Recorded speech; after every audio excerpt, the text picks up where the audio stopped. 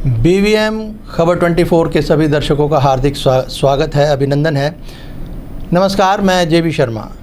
दर्शकों, इस वक्त हमारे साथ हरियाणा पंजाबी संस्कृति संघ के प्रदेश अध्यक्ष हरीश चंद्र आज़ाद बैठे हैं और साथ ही ये जो है इनके अखिल भारतीय पंजाबी जो है संस्था, क्या नाम है सर आपका? जागृति मंच। हाँ जी, अखिल भारतीय पंजाबी जागृति मंच, उसके ये राष्ट्रीय महासचिव हैं। ये दोनों पदभार इन्होंने यानी प्रदेश में भी और राष्ट्रीय स्तर पर भी संभाल रखे हैं।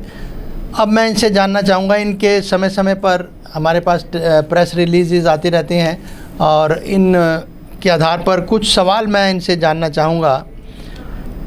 इस बार पंजाबी हवा को या हवा का रुख जो नज़रअंदाज किया तो कांग्रेस को भारी नुकसान का सामना करना पड़ सकता है। ये एक आपकी विज्ञप्ति में ये पंक्तियां मैंने ली हैं, तो आप ये बताइए कि किस तरह से आप देख रहे हैं कि क्यों आप कह रहे हो कि कांग्रेस ने नज़रअंदाज किया और क्या वजह है? इन पे आप क्या कहना चाहेंगे? नमस्कार जी, मैं हरीश चंद्र आज़ाद, हरियाणा पंजाबी संस्कृति संघ का प्रदेश अध्यक्ष हूँ। हमने आज जब 2009 की बात है, उस समय अगर आप देखेंगे तो हरियाणा में एक सीट परिसरण किया कांग्रेस पार्टी ने, जिसमें हमारी NIT की क्षेत्र भी आता है, जिसको दो पार्ट में कर दिया, NIT और भटकल परिसरण जो किया। और इस परिसरण में आप देखो नुकसान किसका हुआ, सिर्फ पंजाबियों की सीटों का किया गया। मैं स्पेशल आपसे फरीदाबाद की 2009 की बात कर रहे हैं? यस, अच्छा, 2009 की बात कर रहा हूं। ठीक है। अगर मैं आपसे स्पेशल फरीदाबाद की बात करूं तो फरीदाबाद की पहचान ही यही है, लोग लिखते हैं NIT फरीदाबाद, पंजाबियों का बसाया शहर जिसे बोलते हैं NIT फरीदाबाद। जी जी। और जब बंटवारा हुआ तो हिंदुस्तान में संख्या के हिसाब से, आबादी के हिसाब से सबसे बड़ा शहर फरीदाबाद है पंजाबियों का। अब यहाँ जब इन्होंने किया तो दो सीट बना दी, भटकल और NIT। पहले तो भटकल का नाम NIT होना चाहिए, उसका चाहे डब्बुआ रखते जो भी रखते, क्योंकि NIT से ही पंजाबियों की पहचान गिनी जाती है। अब उसका क्या किया, आधे पंजाबी NIT में डाल दिए, आधे पंजाबी भटकल में डाल दिए। इसका साफ साफ जो हम पंजाबी समाजों ने इसका मतलब समझा, पंजाबियों का बंटवारा, ताकि पंजाबियों को सत्ता से दूर चलने की ये बहुत ही गहरी साजिश थी। इसका रीज़न ये है कि ये एक जगह नहीं किया गया, ये हांसी को भी ऐसे किया गया, जिंद को भी। ये आपने जहाँ पंजाबी एरिया सीट है उनके साथ इन्होंने, हरियाणा के बहुत से ज़िलों में जो है पंजाबी लोग हैं। आप जगाधरी, अम्बाला, बिल्कुल, इवन रोहतक है, रिवाड़ी के हिस्से में भी आप है, आपका जिंद है, आपका पेवा है, बहुत सारे ज़िले हैं जहाँ जो पंजाबी लोग काफ़ी बसे हुए हैं। बिल्कुल जी, 25 सीटें हैं। तो ये पहला कारण था कांग्रेस का पंजाबियों से थोड़ा सा नफरत वाला जो दिखा। आप अगर देखें हरियाणा का इतिहास में कांग्रेस ने पंजाबियों के दम पे ही राज किया। पंजाबी कांग्रेस का सबसे मजबूत वोट बैंक था। अब ये कांग्रेस से खिसका क्यों, इसका पहला कारण मैंने आपको बताया, पंजाबियों को बांटने का किया गया। अब इसका दूसरा अहम कारण मैं बताता हूँ मैं आपको। 2014 चुनाव आए और उसके बाद 2019 में चुनाव आए। कांग्रेस पार्टी ने हिंदुस्तान के सबसे बड़े पंजाबियों के संख्या के हिसाब से शहर फरीदाबाद में 10 गुड़गांव की और 9 फरीदाबाद की लोकसभा सीटें हैं, दोनों पंजाबी शहर हैं। एक पंजाबी को भी टिकट नहीं दिया। 14 और 19 दोनों में एक पंजाबी को टिकट नहीं दिया। 14 में दिया था, 14 में एक टिकट दी थी, गामा जी की तो काट दी गई थी। AC चौधरी का जो गढ़ है भटकल, उनको NIT से लड़ते, उनको NIT कह के NIT में भेज दिए गए। जो वो लड़ना नहीं चाहते थे वो अधूरे मन से ही लड़े थे, और उसके बाद वो 24 हारे भी। उसके बाद 2019 में तो बिल्कुल ही गायब कर दिया, कहीं से भी टिकट नहीं दी। 19 सीटों में से जो हिंदुस्तान का सबसे बड़ा आबादी के हिसाब से शहर है पंजाबियों का, एक को भी सीट नज़रअंदाज किया, इसका मतलब पंजाबियों को। तो पंजाबी वोट बैंक खिसक के भाजपा की तरफ गया। अब भाजपा की तरफ जाने का कारण आप समझ सकते हैं, साफ साफ कारण है, भाजपा ने पंजाबी मुख्यमंत्री दिया। आज पंजाबी गृह मंत्री भी भाजपा का है। आज 10 में से 9 विधायक, हमारे मुख्यमंत्री जी को मिला के 9 विधायक पंजाबी हैं भाजपा के। कांग्रेस ने एक को दी, एक ही जीता, रोहतक से बीबी बत्रा जी। अब मैं तीसरा कारण बताता हूँ आपको। ये कांग्रेस की जो नफरत है कम नहीं हुई। मैं इसमें कांग्रेस को दोष नहीं देता, मैं फिर सर आपको कहता हूँ कांग्रेस को दोष नहीं देता। पंजाबी आज भी कांग्रेस की साइड भी, ऐसा नहीं है। ये मैं सीधा दोष देता हूँ भूपेंद्र सिंह हुड्डा जी को, जिन्होंने हर चाल पंजाबी विरोधी चली। मैं पहला रीज़न आपको बता चुका हूँ, जब सीट परिसरमन किया। दूसरा रीज़न मैं आपको बता चुका हूँ, 2019 में एक भी पंजाबी को 19 सीटें जो फरीदाबाद गुड़गांव, इनकी हार का मुख्य कारण था क्योंकि यहाँ से सत्ता चलती है पंजाबियों की, जो आपको सत्ता तक पहुँचाती है। अगर हरीश जी देखिए, लोकतंत्र जब तक जिंदा है तो खेल सारा मत का होता है, वोट का होता है। बिल्कुल वोट का होता है। तो इस आधार पर अगर मैं फरीदाबाद में कॉन्स्टिट्यूंसी वाइज आपसे पूछूं तो क्या रेशो निकलती है पंजाबी जो वोट है? सर देखो, 1,30,000 के करीब वोट तो पंजाबियों की भटकल विधानसभा में, वाले भटकल में, इस वाले जहाँ से NIT से, बिल्कुल जहाँ से भटकल बोलते हैं, जिसे बकौल आपके विभाजित कर दिया गया भटकल और NIT में। अब जो भटकल विधानसभा क्षेत्र है इसमें 1,30,000 पंजाबी वोट हैं। अच्छा। कांग्रेस ने एक भी पंजाबी को सीट देना उचित नहीं समझा, दोनों बार में, 2014 में भी 2019 में भी। इसी तरह से दूसरे नंबर पे आता है फरीदाबाद शहर, 89 विधानसभा क्षेत्र, जहाँ पे करीब 90,000 पंजाबी वोटर हैं। वहाँ से भी कांग्रेस ने 86 और 89 दोनों को, 86 और 89 दोनों पंजाबियों का गढ़ है। दोनों पंजाबी अगर चाहें तो अपने दम पे भी जीत सकते हैं। सर आपको मैं बात रह गई थी, मैंने आपको 2 कारण बताए।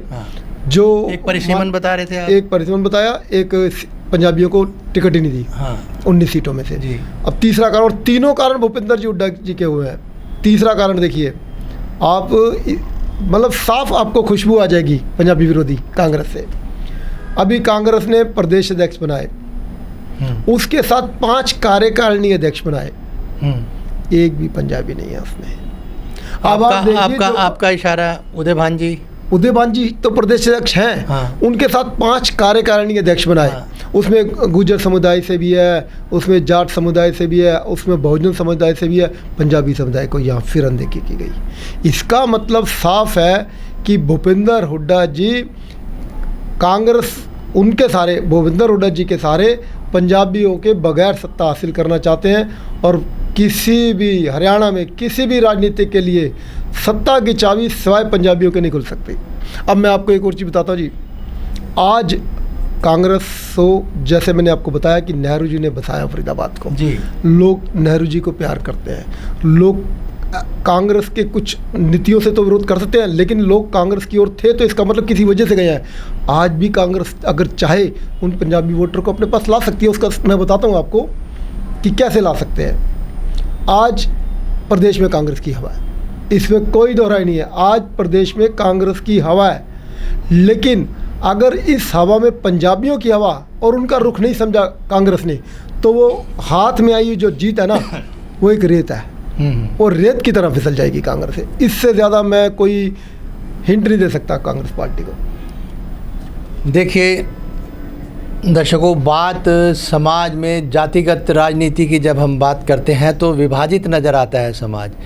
जो ऐतिहासिक पहलुओं पर इन्होंने, जिन बिंदुओं पर, पहलुओं पर कहूँ, बिंदुओं पर इन्होंने रोशनी डाली, वो हकीकत है, वो इतिहास बन चुका है, वो एक तारीख बन चुकी है। वो तो अनडन हो नहीं सकती। मान लिया फरीदाबाद की इस जगह की बसावट जो है वो पंजाबियों ने करी, तो ये सब जो है ये वो बिंदु हैं जो अनडन नहीं हो सकते। अब सवाल ये है कि अनदेखी क्यों की गई या क्यों की जा रही है। दूसरे शब्दों में, अगर होगी तो उसके परिणाम भी जो है ये बकौल हरीश चंद्र आज़ाद के कि भाई हो सकता है कि ये मुट्ठी में जैसे रेत फिसलती है, ये जीत भी फिसल जाए, तो ये कहना इनका है। तो अब कांग्रेस को देखना है, तो क्या कहना चाहेंगे कांग्रेस को? क्या कहना चाहेंगे? अभी देखिए, कांग्रेस के हाथ से पंजाबी वोट बैंक निकला था अभी तक, मतलब गौर करने की बात है। कांग्रेस के हाथ से अभी तक पंजाबी वोट बैंक निकला था, लेकिन उसके पंजाबी नेता उनके पास थे। अभी आज अगर प्रदेश में पिछले 1 साल से पूर्व गृह मंत्री माननीय सुभाष बत्रा जी हर जिले में जाके अपनी ही पार्टी से अपना ही राजनीतिक हक मांग रहे हैं, इसका साफ मतलब है कि अब पंजाबी वोटर के साथ साथ उन्होंने अपने पंजाबी कैंडिडेटों का भी विरोध शुरू हो चुका है। तो वो अपने पंजाबी नेता भी गंवाने जा रहे हैं कांग्रेस वाले, अगर उनको अहमियत नहीं दी गई तो इस हवा को कांग्रेस पार्टी के हाईकमान को मैं बार बार अपील करता हूं, खबर 24 के माध्यम से इस हवा को, इस रुख को पहचानिए, क्योंकि इस समय हरियाणा में सत्ता कांग्रेस के हाथ में है। अगर उसको मजबूती से उसको एक सीमेंट बना के रखना है, हाथ में रेत नहीं बना के रखना। और वो रेत तब बनेगी अगर पंजाबियों की अनदेखी हुई, और सीमेंट तब बनेगा यदि पंजाबियों को अहमियत दी गई। तो पंजाबियों को अहमियत दी गई और रेत और सीमेंट का इन्होंने फ़र्क बताया। अब एक नाम अभी ले रहे थे पूर्व गृह हाँ जी, सुभाष जी का नाम लिया हरीश जी ने। और सुभाष बत्रा जी के बारे में आपको बता दें कि पूर्व गृह मंत्री रहे हैं हरियाणा के, और 21 बार ये कांग्रेस के अध्यक्ष रहे हैं प्रदेश लगातार। प्रदेश में 21 साल ना जिले के लगातार, ज़िले के रोहतक ज़िले के 21 बार अध्यक्ष रहे हैं, तो बहुत बड़ी बात होती है। तो ये एक उपलब्धि है बत्रा जी की। और पंजाबियत पर जो इन्होंने आपके जो है हरीश चंद्र जी के आपने विचार सुने, और एक पैगाम भी है पार्टी को कहें कि भाई आप जिस तरह से भी जो भी सोचते हो, तो उसमें एक पंजाबी लोग भी हैं और उस समुदाय की भी अनदेखी नहीं होनी चाहिए। तो हमारी बातचीत हाँ जी जी मैं एक और आपको बताना चाहूँगा कि अभी पंजाबी हरियाणा की संस्थाएं जो हैं इसका बहुत विरोध में थी कि हरियाणा में पंजाबियों की बहुत अनदेखी कर रही है एक पार्टी, स्पेशल कांग्रेस पार्टी। अब इसके लिए हमने सभी पार्टियों के लिए दरवाजे खोले हैं। हम अभी एक मांग कर रहे हैं सबसे पार्टियों से, जो पार्टी 25 विधानसभा क्षेत्र हैं पंजाबी बोले क्षेत्र, जो पार्टी पंजाबियों को हरियाणा में जो पार्टी हरियाणा में पंजाबियों को 25 विधानसभा सीटें देगी और 3 लोकसभा सीटें देगी। नहीं 25, आप 10 और 19 तो यहीं के बता रहे हैं, बाकी नहीं 10 और 19 सारी पंजाबी नहीं है। अच्छा, टोटल है, टोटल सीट है, इसमें से हम पंजाबी सीट 4 मान रहे हैं। 90 में से 25 विधानसभा सीट और 3 लोकसभा सीट पंजाबी समाज को जो पार्टी देगी पंजाबी का रुख उस तरफ जाएगा। और मैं आपको एक और बात बता रहा हूँ, अब पंजाबी इतना जागृत हो चुका है।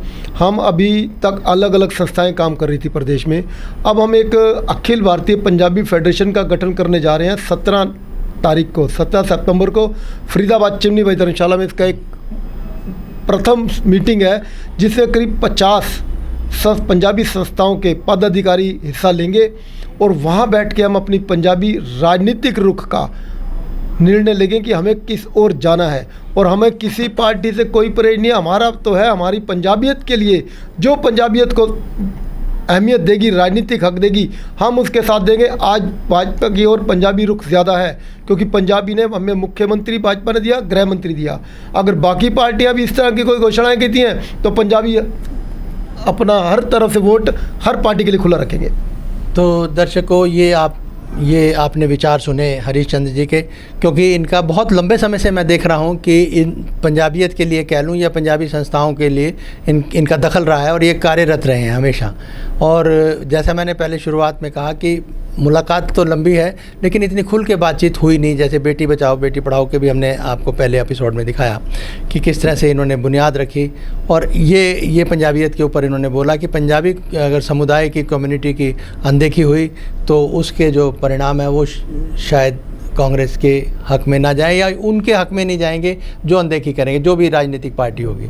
तो ये कुल मिला के आज की बातचीत थी। फिर मिलेंगे, नमस्कार।